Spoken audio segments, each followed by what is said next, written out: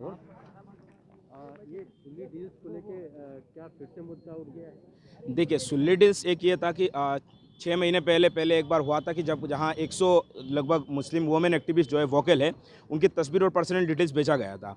तो इन पे कोई कार्रवाई नहीं हुआ है, ना एक मुकदमा हुआ, ना कुछ हुआ। अब क्या हुआ कि परसों रात को फिर उस पे एक नई ऐसे आया जिसका नाम रखा बुल्ली डील्स, जिस पे 100 से ज़्यादा मुस्लिम औरतों की पर्सनल डिटेल भेजा गया। और अफसोस की बात ये है कि नजीब की जो माँ, जो 5 साल से अपनी बच्चे की जस्टिस के लिए लड़ रहे, उसकी माँ की तस्वीर बेचा गया उस साइट पे, लेकिन खामोश है, कहीं भी कोई एक्शन नहीं लिया गया। आईपीसी 498 ए के तहत जिनके ऊपर मुकदमा होना चाहिए था, लेकिन कोई मुकदमा नहीं हो रहा है। Even national commission of women जो है वो तक खामोश है, वहाँ पर्सनल उनका एक स्टेटमेंट तक नहीं आया।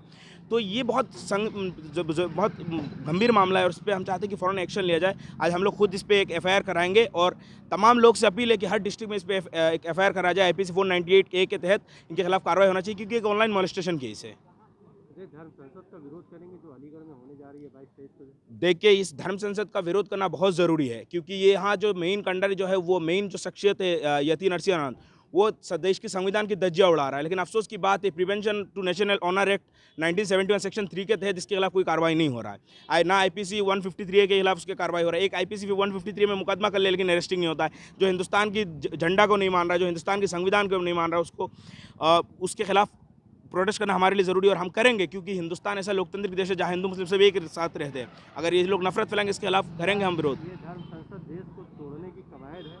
साफ बात है, ये देश के तोड़ने की बात है, क्योंकि ये देखिए, वो उनकी खानदानी है, गोडसे की जो विचारधारा में चलते, वो तो देश को तोड़ने की बात करेंगे। ये और गोडसे और ये आतंकवादियों को तो आतंकवादी कहना चाहिए। खुलेआम पे जो किसी एक पर्टिकुलर कमेटी की हत्या करने की बात कर रहा है, तो ये टेररिस्ट, इनके खिलाफ मुकदमा होना चाहिए। इनके खिलाफ IP 295 ए और 504 और I-153 मुकदमा होना चाहिए।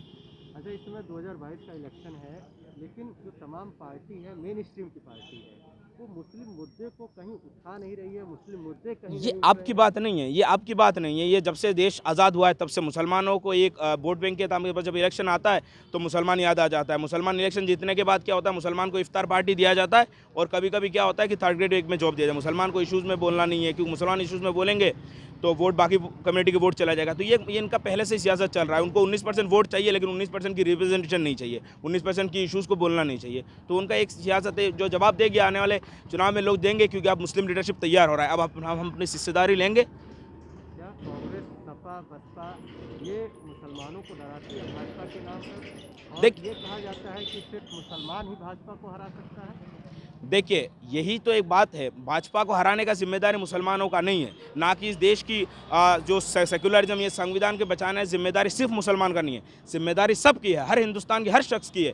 लेकिन मसला ये कि ये चुनाव से लोगों के असली मुद्दा बचाने के लिए कहते थे कि बीजेपी को हराने के लिए आपको हमें वोट दीजिए। तो मसला कहते इलेक्शन से जीतने के बाद जब उनसे सवाल करेंगे मुसलमान कि हमारा इशूज़ कहाँ है, तो वो साफ कह देंगे कि आपने हमें वोट इसलिए नहीं दिया कि हम आपका इशूज़ सॉल्व करें, आपने हमें इसलिए वोट दिया कि मुसलमान का वो बीजेपी को हराने के लिए। तो ये लोग डिप्लोमेसी बहुत बड़ा है इनका। तो अब ये आने वाले चुनाव में मुसलमान जवाब देंगे, क्योंकि मुसलमान भी अपना हिस्सेदारी चाह रहे हैं, रिप्रेजेंट आ रहा है मुस्लिम, तमाम मुस्लिम पार्टी एक होकर इनको एक करारा जवाब देंगे।